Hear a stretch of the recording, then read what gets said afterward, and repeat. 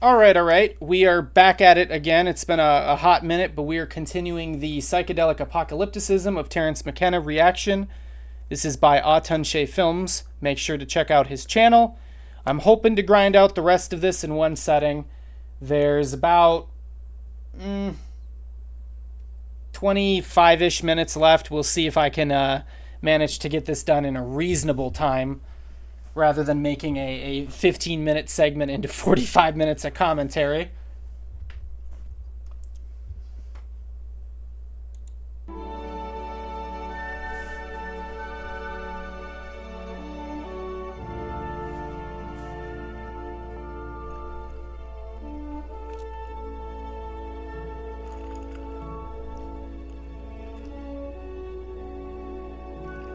In La Chorrera, Terence had seen UFOs and felt alien presences. He had also been convinced that some sort of apocalyptic reckoning, some species or planetary transformation, was at hand. In some dreamlike way, he understood that the I Ching, an ancient Chinese divination tool, was the key to understanding these revelations. When he began studying the I Ching in the early 70s, he was struck by the coincidence. Yeah, so the I Ching is this it's almost like an astrological sort of like hybrid system that's been popular in China for a hot minute. Why he would have turned to that for his his means of determining the end of the world is very confusing to me.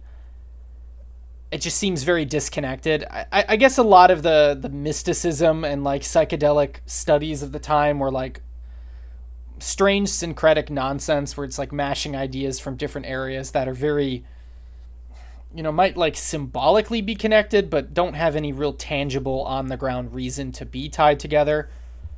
Terence was weird. I don't of its 64-part structure having relevance to certain important moments in his own young life. His mother's death occurred 64 days before he met Ev in Colombia, with whom he would begin a long romantic relationship. His 25th birthday occurred 64 days after that. Extrapolating from fractal patterns he discovered, or thought he discovered, in the I Ching, Terence developed a formal mathematical structure of divination, which he called time wave theory, based upon the ingression of novelty. Reminds me of the Time Cube guy.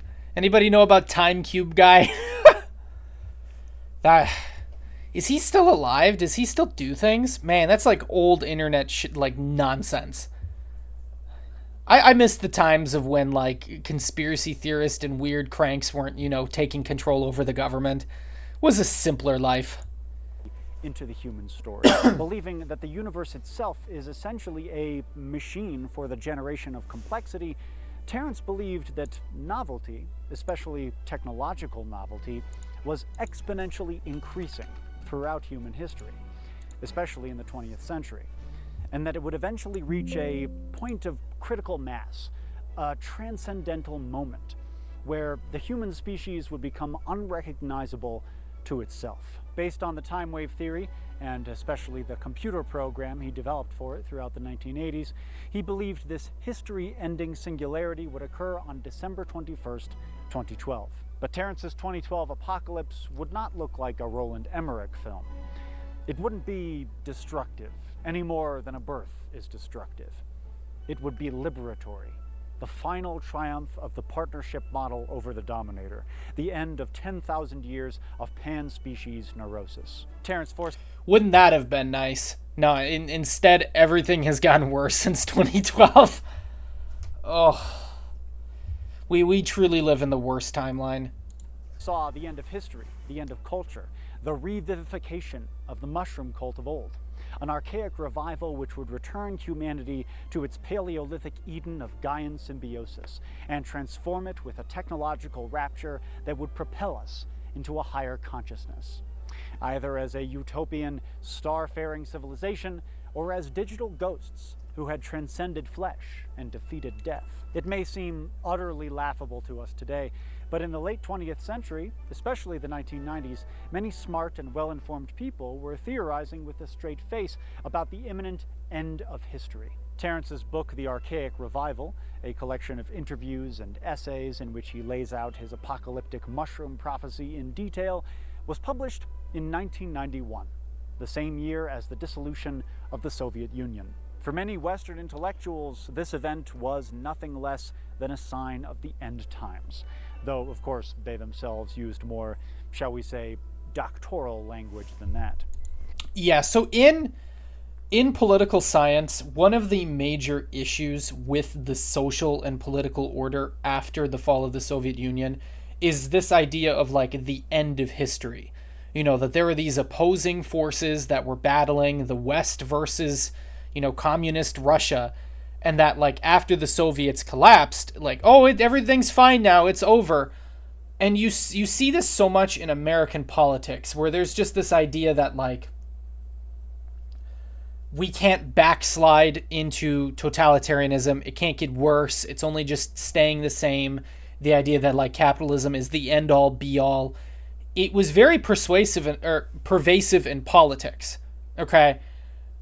And so many scholars recently have kind of pointed to that trend as the reason why fascism was so much on the rise in the Donald Trump era, because people were so discontented with the idea that like everything's fine, the economy's fine, then the Great Recession happens, everybody's acting like it's not nearly as big of a deal as it was.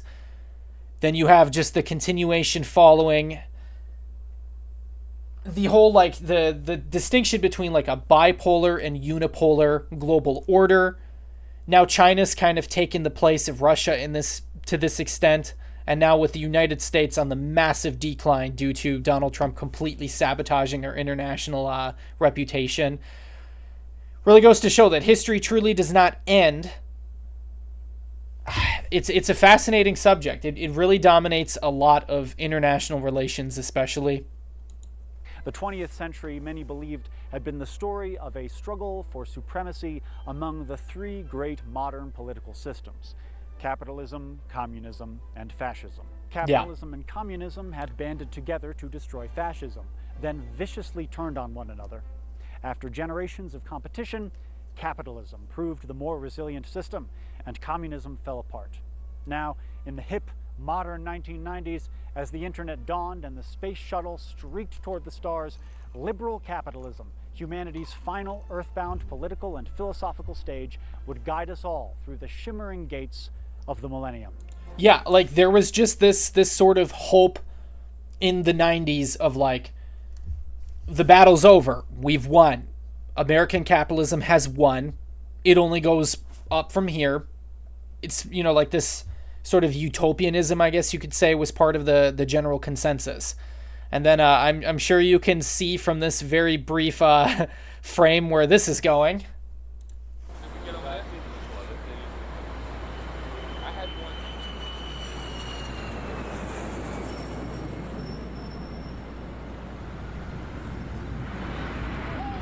Yeah. Except that didn't happen. The Kendall Roy of Saudi Arabia convinced a bunch of people to fly some airplanes into some buildings and single-handedly plunged the liberal West into upheaval, neurosis, and despair. Wars began. The most powerful government in the world became unprecedentedly authoritarian. The economy collapsed, and the great necromancer's fear and stupidity resurrected the shambling corpse of fascism. In the 90s, the internet was thought to be the most democratizing technology in the history of the world. The printing press times 1,000. Terence himself was an early enthusiast of all things digital. Yeah, I mean, in some ways I would still consider it to be that way, but then the problem with direct democracy, like you see in the internet, is like if you don't have checks and balances to combat misinformation, if you don't have checks and balances to properly educate, you get modern internet. Especially modern internet when it is dominated by a few small companies that basically operate the town square, the public square, as their own private entity. How can there be free speech online? How can there be democratized free speech when there are companies that profit off of ensuring that your speech is in line with their profit, their profit motive? If what you're saying isn't profitable, they're going to censor you. and the internet in particular. He was an early adopter of computer technology in the 1980s and frequently brought up the Dawkinsian concept of memes in interviews and lectures. According to a 2000 article in Wired magazine, he spent up to 4 or 5 hours a day online. Wow, imagine that. How excessive. In The Archaic Revival, Terence wrote about what he saw as the great transcendental promise of the internet. Suppose a way were found to integrate human and machine intelligence to create a culture in which humans and machines were psychologically indistinguishable. This would allow us to influence the dimensions of that interaction. If we're creating another dimension, it might as well be paradise. Last time I gave a shit, I got fucked! Oh, shit!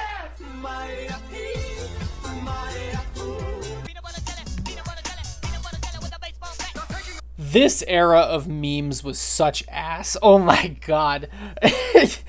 Like, late generation Zoomers and Gen Alpha do not understand just how bad the internet comedy was of this era. Holy fuck. That is what it, like, anybody remember Rage comics? Oh, Rage comics were so unbearably cringe, and that shit stayed around for so long.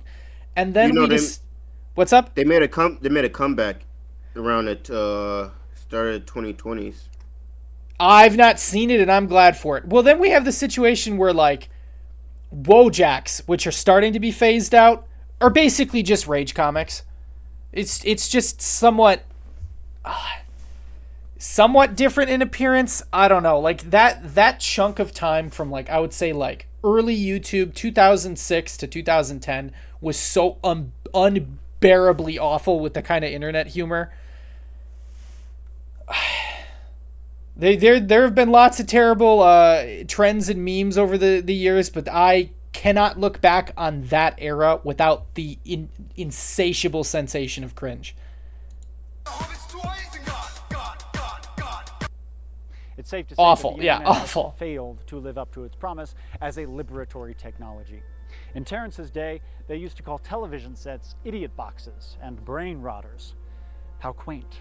Addictive, mind-numbing, hopelessly corporate, and ruthlessly surveilled, the internet has grown to become a sinister golem, animated by many of our worst impulses.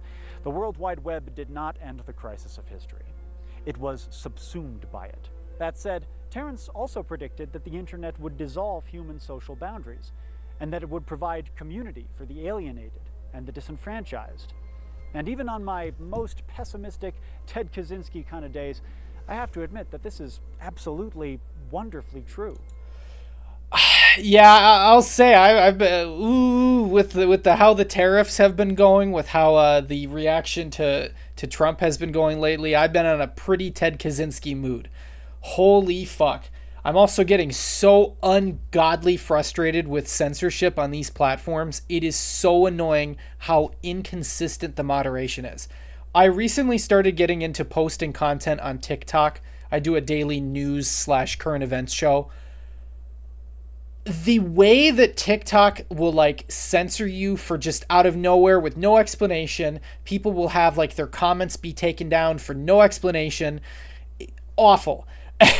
Fucking awful. Yeah, I've been in a major, like, I'm so close to just living in the freaking forest. Like, I'm so sick of people. I'm so sick of tech giants. Shit's bad. I'm frustrated. And this video was, like, many months ago. It has only gotten worse since then. Holy fuck. Then we have fucking Mark Zuckerberg pretending he's like an alpha male caveman guy. Yeah, his favorite weapon is the bow. Can't name a single bow brand when in a conversation with Joe Rogan. God, I fucking hate big tech so much. Holy shit. Terence famously said, "Culture is not your friend." Some other late 20th century sages in the anarchist industrial band Atari Teenage Riot gleefully announced their intention to, quote, destroy 2,000 years of culture. Hasn't that begun to happen in just the best way? Nationalities are less important than they've been in 150 years. Toxic cultures and traditions, what Doug Stanhope called dead people's baggage, have... Right, so when I first heard that the first time I saw this, okay, if you don't know, Doug Stanhope may be the single best comedian, full stop. He's kind of niche. He is deeply, deeply edgy, but he manages to do edgy without being offensive, right? Like, this isn't like a situation where it's like talking down to marginalized people, shitting on gay people, shitting on trans people, being racist. Doug Stanhope is really fucking offensive, but like really well done. So yeah, watch Doug Stanhope if you can handle really raunchy comedy, but the guy's a genius. The only one who comes close these days is Bill Burr, and that's because Bill Burr is one of the few modern mainstream comedians with a fucking backbone. Holy shit. Eroded or been consciously discarded thanks to digital connectivity in ways that we haven't seen since the late 1960s. Binaries have given way to spectrums in ways that would have been incomprehensible to us at the time Terence was writing his books. Well, I gotta Terence go. specifically said he believed that... You gotta head out? Yeah, it's been nice. All right, no worries. Definitely stop by next time you get the chance. All right. Have a good one. the internet would liberate LGBTQ people and weaken the boundaries between genders. Has this not come to pass? Yeah, totally come to pass. The internet has gone leaps and bounds for progressive topics, for, you know, getting out of conservative frameworks. It's been very successful at that. But at the same time, while that progress was being made, counter progress and counter misinformation was just as strong. All around the globe. I mean, one of these very interesting examples that a lot of people don't know about is Facebook in specific may be more responsible for what was effectively a genocide in Myanmar several years back. And the idea that, like, Facebook, a tech company that started with some loser wanting to rank college girls by their physical attractiveness, managed to create a platform that would be a breeding ground for misinformation and fascism that would result in a genocide in a country on the complete opposite side of the world, is really fascinating and really dark. Thanks to the activist potential of new media, Terence would have loved all this, I think. In the Archaic Revival, he advocated for what he called green consciousness, which was similar to the holistic Gaian theology of his hypothetical Paleolithic mushroom cult. The historical record was the story of a crisis brought on by omnivorous, land-clearing war makers. He associated the dominator model with animals, the masculine, restlessness, and the yang. A feminizing of culture was necessary to bring humanity back to the more constructive partnership mindset, a, quote, plant-based view, which he associated with plants, stability, the feminine, inward contemplation, and the yin. Since he believed the dominator culture had originated with the male need to determine paternity and thus control the reproductive lives of women, a blurring of gender lines would become a necessary facet of his archaic revival. Regressive attempts to cling to culture and tradition, literally referred to online as the trad movement, are laughably impotent in comparison to these titanic progressive forces, and only serve as more evidence of internet-driven cultural erosion. Among this mighty company of reactionaries, you will find pro-Confederate Canadians, Nigerian neo-Nazis, Australian Odinists, Malaysians who fetishize the British monarchy, and the descendants of Boston Brahmins spreading the divine truth of the Holy See in Rome. How fabulously postmodern. Yeah, right. Like, even if it's, like, disastrous in its implications, again, like, I would say the best example of this is the sheer amount of Hispanic and Latino men who are neo-Nazis. There are so fucking many. Obviously, the biggest example of this is Nick Fuentes. I mean, his name says it in and of itself.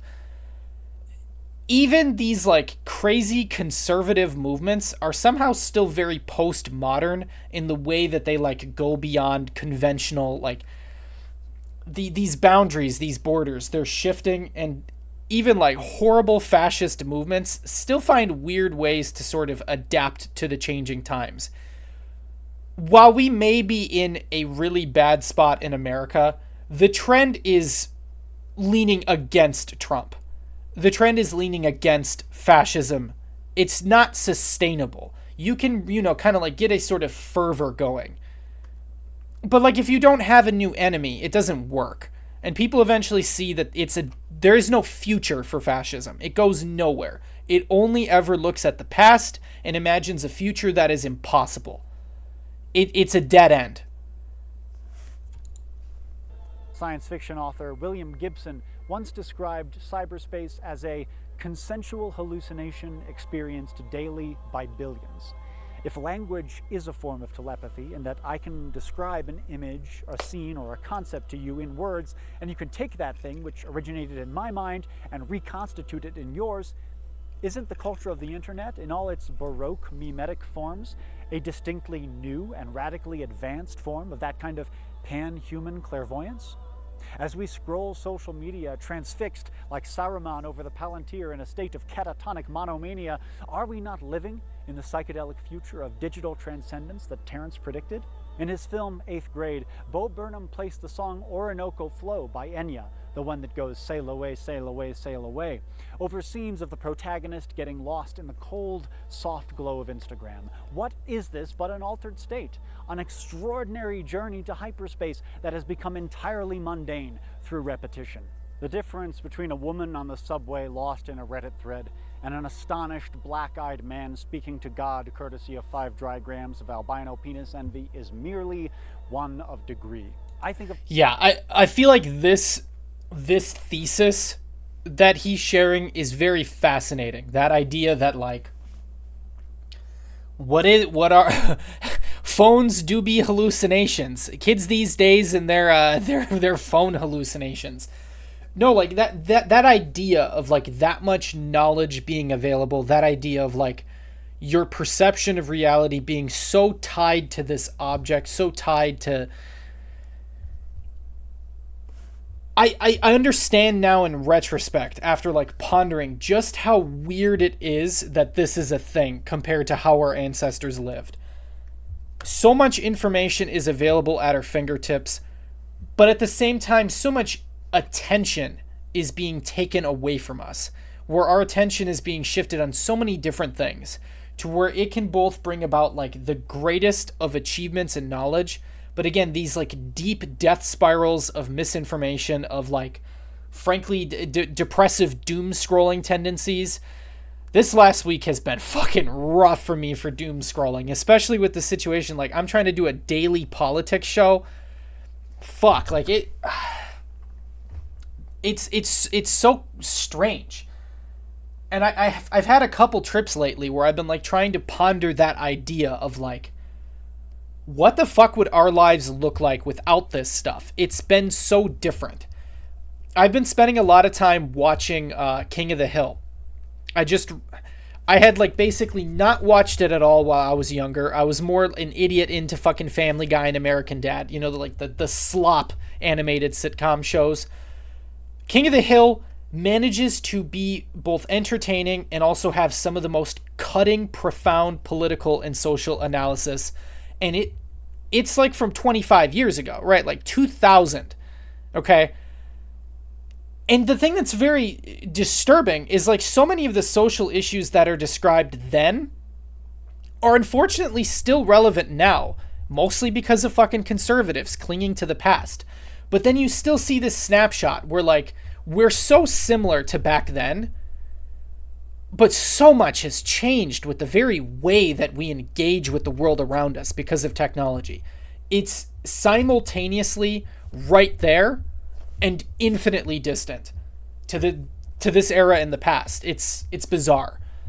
Coming from like an educator perspective, I work in disability services and do respite care currently, but I used to do special education instructional aid.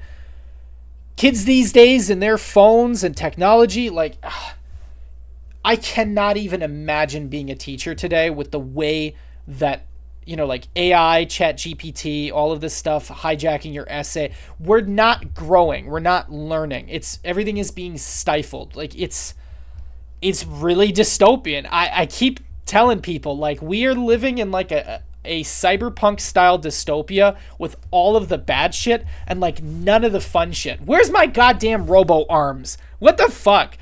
Where's my laser vision? Like we have the horrible like outsourcing to AI that sucks. We have jobs being lost due to like weird budget cuts. We have billionaires who have more control over our lives than ever before. And none of the fucking cool shit. God, I'm so mad about it. Myself as a filmmaker, creating art for an audience. I also think of myself as human, but to you, I am not human. I am a ghost in your machine. Those of you who meet me in person are sometimes disappointed, and not just because of my general boorishness and highly offensive odor. What really highly offensive odor disappoints you about me is my humanity. You don't think of me as a fully realized individual, but as a collection of memes. From your perspective, as I stare at you through the screen, I might as well be a DMT elf. Andrew Rake. Yeah. So this topic is very profound. I've spent a lot of time studying and learning about the idea of parasocial relationships. I would say the first... There are kind of two people who are kind of like the predecessor for parasocial relationships. I would say number one was probably Elvis, and number two is the Beatles. But parasociality, this idea of like this one-way obsession with the figure that you've never met, is so internet tied. And when you combo that idea with this aspect of like, what is the internet but like a hallucinatory state, it is so fascinating. My community is tiny in the grand scheme of pretty much many other online spaces. And even I see some of the ways that people interact with me in like DMs or in comments or in replies gives off weird parasocial vibes. And it's so strange to see that in the microcosm where I started my channel. I started the Reddit. I'm just a dude, you know, like I'm nothing special. And when you begin to ponder that idea of like, well, I'm nothing special and I'm doing this, you begin to understand that like nobody knows what the fuck they're doing. It's all just smoke and mirrors. It's all just optics. It's all perception. We have these perceptions of different people. We have perceptions of famous people. And often when you meet these kind of people, you realize that they don't live up to your expectations because it is an illusion. What you see as that person on the screen is not the person in reality. You're seeing just a collective of tailored information being presented to you. Is a human being. Atun Shei is a creature of a Kabbalistic digital realm that you can encounter but never truly comprehend, for the simple reason that Atun Shei is merely a hallucination that you and I share. Atun Shei cannot be quantified because Atun Shei doesn't fully exist. Instead, Atun Shei is a hyperspatial projection that I have conjured and that you have animated with your values, your fears, your hopes, and your insecurities. The world didn't end in 2012, but it was around that time that our species did transcend, in a sense, not into a post-historical utopia, but into a distinctly novel epoch of that history, an epoch not of the body, but of the mind. As we look forward into what may be the first truly transhumanist century, we must conclude that the future is psychedelic, because the future belongs to the mind. Again, Terence was literally wrong, but he was poetically right. Yeah, very, very profound. I do feel like 2012 is kind of that turning point, right? So like when I grew up, I was kind of like in that cuspus to where I remember a time before the internet being like this thing that everybody engaged in constantly. I still remember a time when like, oh, you wanted to go, you know, you were going to hang out with your friends. You had to like walk down the street and go like ring the doorbell and be like, oh, hey, is Billy home? Can we go play? You know, like I still remember that era. And I feel like that's just so gone now. And so like being part of that transition, like that change from the old era to the new era is so fascinating. And it does seem like 2012 was kind of that turning point. One of the more insidious reasons is I feel like 2012 is also the year that broader mainstream media and broader like society started to take the internet seriously. More specifically, taking things like YouTube seriously. Prior to 2012, the idea of like YouTuber as a job was very ambiguous. You know, there were a couple examples here or there who were quite successful, but it was still one of those like, if you said like, oh, I'm watching this YouTuber, they make good content, it was perceived as like, oh, that's childish, you know, that's not relevant. people on YouTube could be making documentary tier quality videos and it wouldn't matter because it lacked that sort of legitimacy. But come 2012 and come following 2012, it started to really matter. You started seeing more ads on TV. You started seeing YouTube stars begin to become like in movies, in television, in broader culture. It really was a huge turning point. And it's been kind of just continuing that process ever since then. Viewed critically, time wave theory is utter nonsense.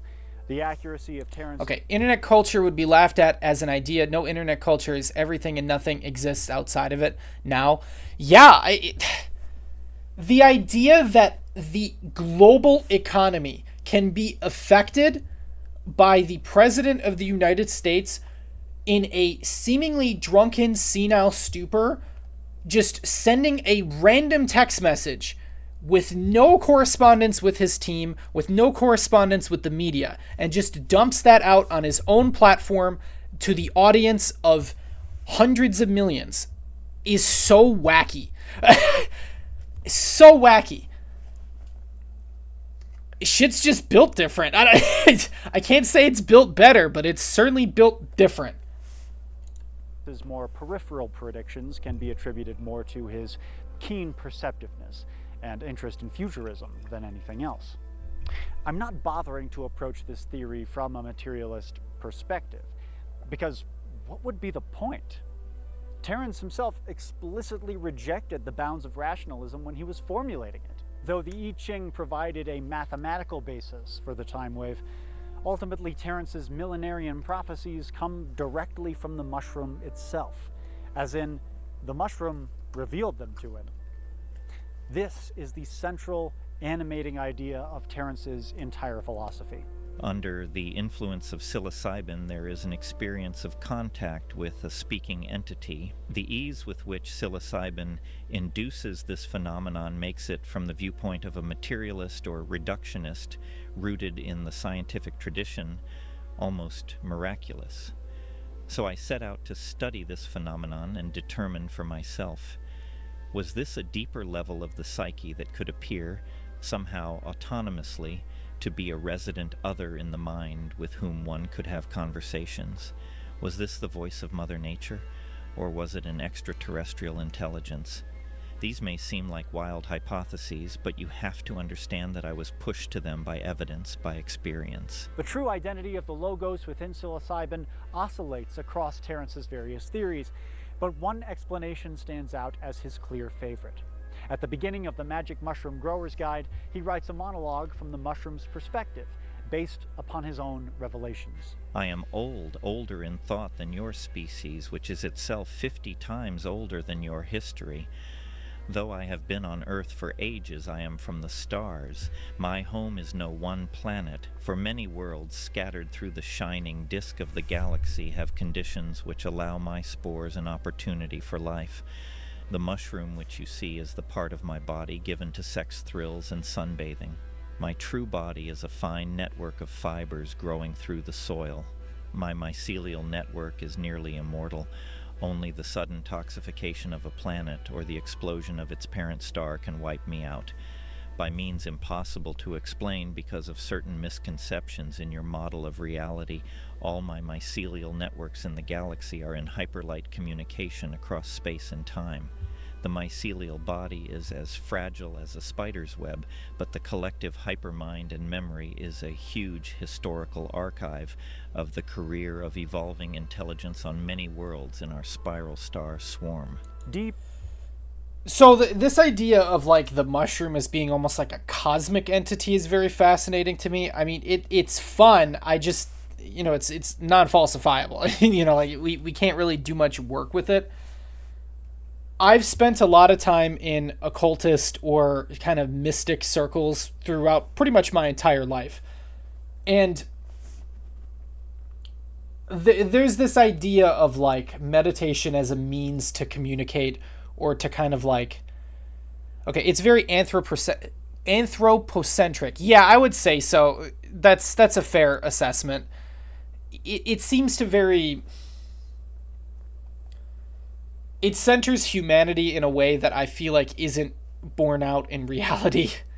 it's fun. It's interesting, but again, how do you really like make a grand framework with that information, especially when the experiences are so subjective?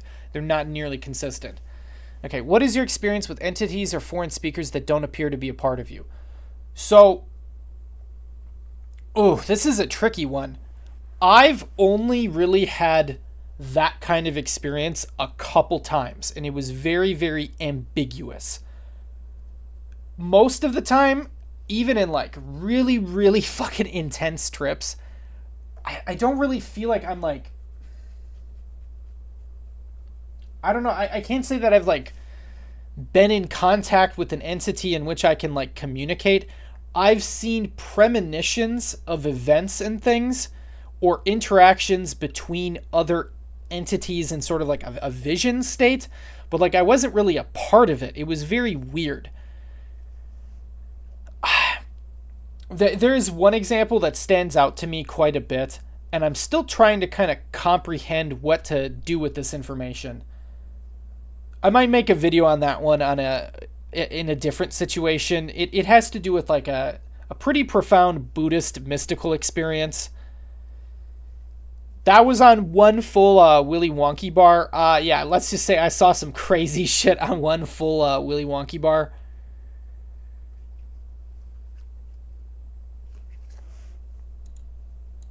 In Earth's past, 1 billion years ago or more, spores from interstellar space penetrated our atmosphere, landed on an utterly alien shore devoid of all other life, and began spreading into thin white mycelia. Then the mushroom waited patiently for sentient beings to come along, beings with whom the mushroom could create a symbiosis. Terence writes that he doesn't necessarily believe everything the mushroom tells him. Instead, he says he treats it as he would an eccentric friend. Nonetheless, by his own admission, he worships the mushroom. It's not just alien, it's sacred. It was there at the beginning, enhancing human psychic capacity, and it will be there at the end, ushering us into hyperspace. It separated us from other animals by giving us sapience, and soon it will guide our ascent into godhood. As a cinephile, I can't help but notice that this whole idea bears remarkable similarity to the plot of 2001: A Space Odyssey, the mushroom as monolith. All of Terence's ideas are here.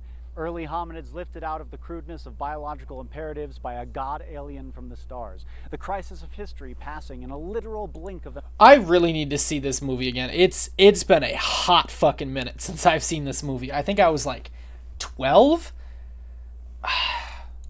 I need to get on that like as soon as I remember to do it. A mere footnote, its only relevance to the human story as the shock wave that precedes the eschaton. And then psychedelic infinity, the god alien returns to consummate its long-awaited symbiosis with the sapient species it helped create. Rapture, revelation, rebirth into something new, something powerful, something that will never die. Terence was 21 years old when 2001 first blazed across the silver screen in April 1968. Was this young, impressionable Berkeley hippie, already deeply fascinated by psychedelia, one of the countless young people who dropped acid and saw 2001 in the theater that spring? I'm willing to bet he was.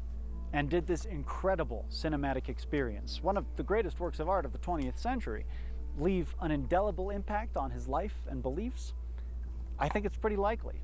My main problem with the mushroom as monolith idea is that, as Terence puts it in a 1999 interview, it puts humanity back on center stage. The most widespread human cultures and religions have traditionally singled our species out as special, divinely chosen. The universe... Okay, so this seems like it's challenging the anthropocentrism, the idea that like humanity is important.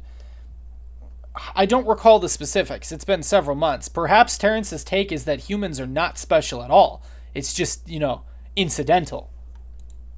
Literally revolves around us. 300 years of Enlightenment rationalism has challenged this long-held assumption. There is, in fact, absolutely no evidence to suggest that human beings are special or unique.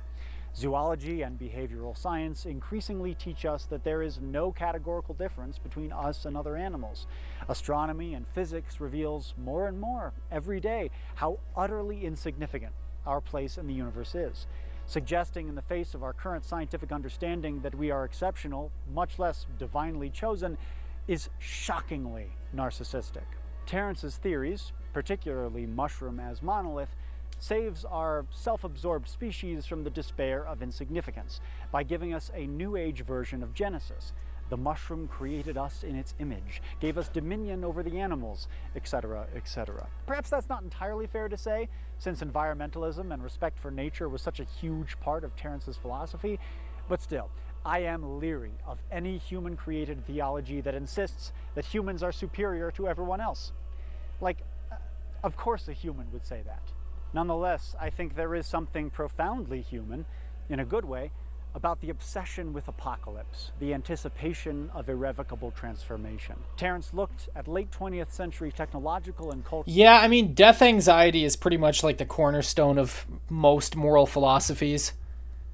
Some of them do a better job at it than others, but a lot of them do very poorly. Even from a very, very young age, I would say like maybe 10, I found the idea in Christianity of like, oh, you die and you go to heaven forever, almost more unsettling.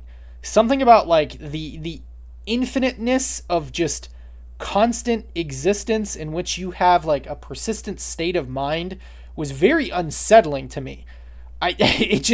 Shit stresses one out. I don't know. One of the reasons why I'm Buddhist is Buddhism is pretty good at that.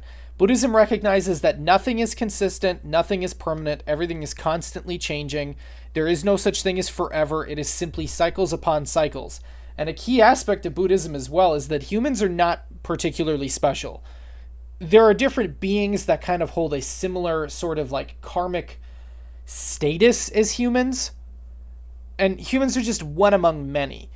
Right, and when you view it that way, it doesn't make us special, but it is kind of humbling in a calming way. Sometimes that insignificance is almost calming.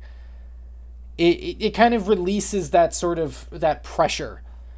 It's kind of the sensation when you go out and you just stare up at the stars. Like, there's just so much more out there to see and do that any of our difficulties, our struggles, they're very trivial. I don't know, some people might get very bothered by that, but I do feel like that comes from a sense of narcissism.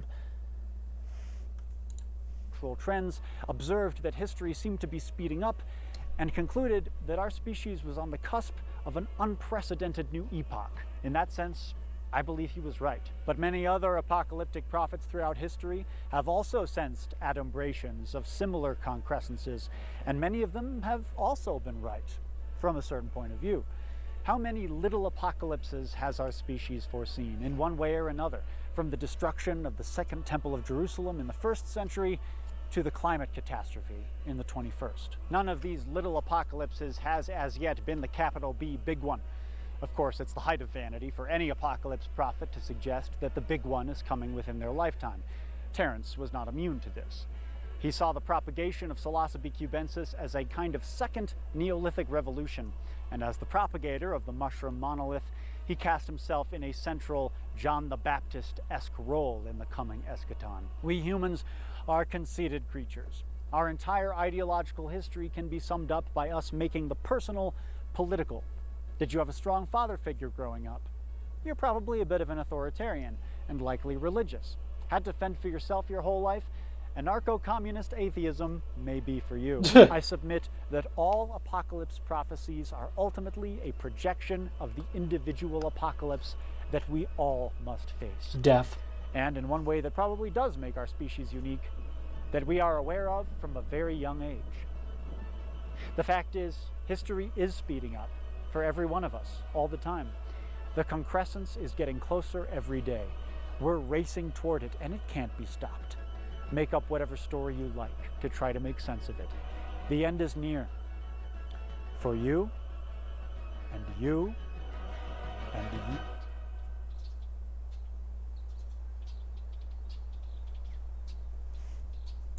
Yeah, I gotta say that the jump cut to that is pretty profound. Shit hits different. You know, the idea that like, oh, this entire thing is all about a person, you know, all of their contributions, their story, their background, still end up in the ground, still end up being worm food. It's different. Terence McKenna died on April 3rd, 2000.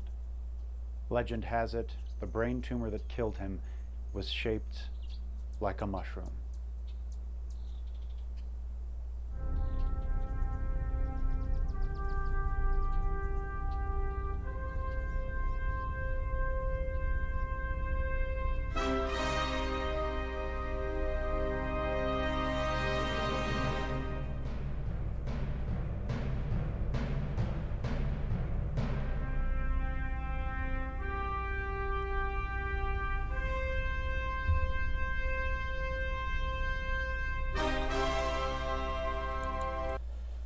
Yeah. I'm not joking when I say that this may be in like my top 10 favorite video essays of all time. It is so well done. The theming, the continuity, it is remarkable. And I feel like so much was able to be said with simply like centering Terence as though like, you know, centering him as the main character, but still being able to talk about all of these other related things. Really well done. Truly like 10 out of 10 piece of media on this subject, on many subjects. I hope to see him do more in this kind of genre of things. One of those, one of these sort of like, I've noticed a bunch of YouTubers struggling with this. Another good example of this is Folding Ideas. I intend on doing some reaction videos to his stuff as well in the near future. These YouTubers will have this sort of like hang up of like, well, am I like a filmmaker? Am I just a YouTuber? This like that distinction. There's still that lingering idea of like, are you legitimate? This imposter bias. This is cinema. You know, Andy may struggle to appreciate it. He may have his self-doubts. This is cinema.